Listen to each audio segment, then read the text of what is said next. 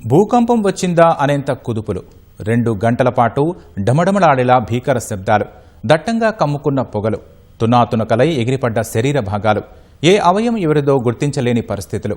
ఇది ఏపీలోని కాకినాడ జిల్లా వేట్లపాలెం విస్ఫోటం మిగిల్చిన పెను విషాదం. వెలుగులు పంచే బాణాసంచా 20 మంది బతుకుల్ని అంధకారం చేసింది, మరో 10 మందిని గాయపరిచింది. చిన్నపాటి నిర్లక్ష్యమే నిప్పురవ్వై ఇంతటి ఘోరానికి దారితీసింది. కాకినాడ జిల్లా సామర్లకోట మండలం వేట్లపాలెం. సమయం శనివారం మధ్యాహ్నం 2 గంటలు. ఉన్నట్టుండి పెను విస్ఫోటం సంభవించింది. దాదాపు 5 కిలోమీటర్ల పరిధిలో భూమి కంపించింది. ఒక్కసారిగా భీతిల్లిన ప్రజలు తేరుకొని చూస్తే సూర్యశ్రీ ఫైర్ వర్క్స్ లో ఢమా ఢమా అంటూ శబ్దాలు. దాదాపు 2 గంటల పాటు క్రాకర్స్ పేలుతూనే ఉన్నాయి.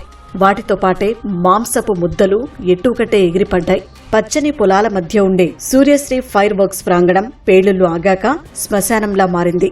బాణసంచా తయారీ కేంద్రం నేలమట్టమైంది.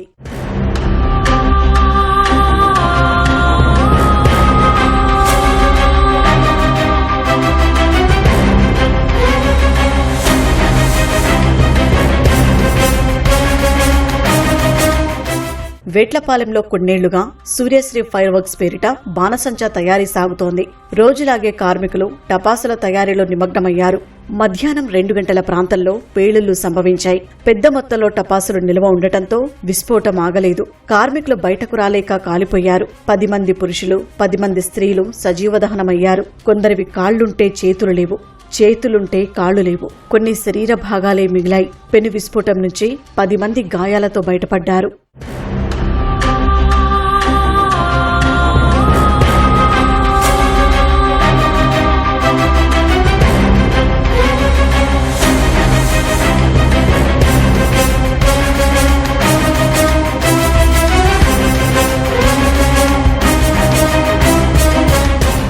పేరుడు ధాటికి కార్మికుల శరీర భాగాలు పంట కాల్వల్లో చెల్లాచెదురుగా ఎగిరిపడ్డాయి. ఓ మహిళ పుర్రె పేలిపోయింది. ఇంకొకరు శవమై 50 మీటర్ల దూరంలోని పంట కాలువలో పడ్డారు. మాంసపు ముద్దల్లా మిగిలిన మృతుల శరీర భాగాలు ఒక్కచోటకు చేర్చడానికి ప్రభుత్వ యంత్రాంగం తీవ్రంగా శ్రమించింది.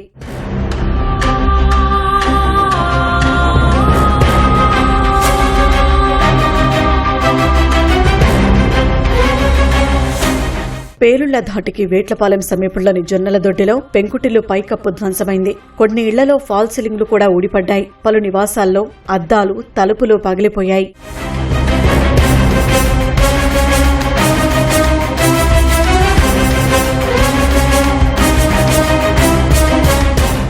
చిన్నపాటి నిర్లక్ష్యమే ఈ విధ్వంసానికి కారణంగా కనిపిస్తోంది. చిచ్చుబుడ్లలో మందు దట్టించే క్రమంలో ఇనుప దిమ్మెతో కొడుతుండగా నిప్పురవ్వలు రేగి పక్కనున్న బాణసంచ ముడిసరుకుపై పడి మంటలు వ్యాపించాయని తెలుస్తోంది. ఫ్యాక్టరీలో షెడ్లు ఇరుకుగా ఉండటం, 2-3 పట్టే చోట 10 మంది కూర్చొని తయారు చేయడం ఇంతటి ప్రాణనష్టానికి కారణమైంది. పేలుళ్లప్పుడు కార్మికులు ఆ షెడ్ల నుంచి వెంటనే బయటకు రాలేక అక్కడే మాడిమసయ్యారు. బాణసంచా తయారీ చేస్తున్నప్పుడు సల్ఫర్ ను తప్పుడు విధానంలో ఉపయోగించడము పేలుడుకు కారణం కావచ్చని ప్రాథమికంగా గుర్తించారు. ఘటనా స్థలంలోని రసాయనాలు, మందుగుండు సామాగ్రి నమూనాలను ఫోరెన్సిక్ నిపుణులు విశ్లేషించి తుది నిర్ణయానికి రానున్నారు.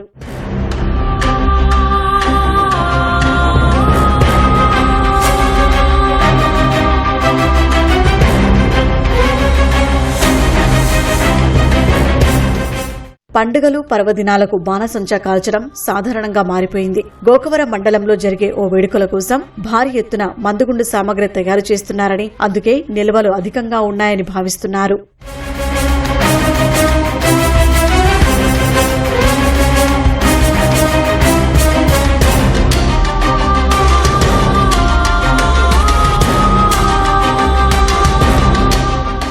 సూర్యశ్రీ ఫైర్ క్రాకర్స్ యజమాని అడబాల అర్జున్, అతని సోదరుడు వీరబాబు అలియాస్ నాని పరారీలో ఉన్నారు.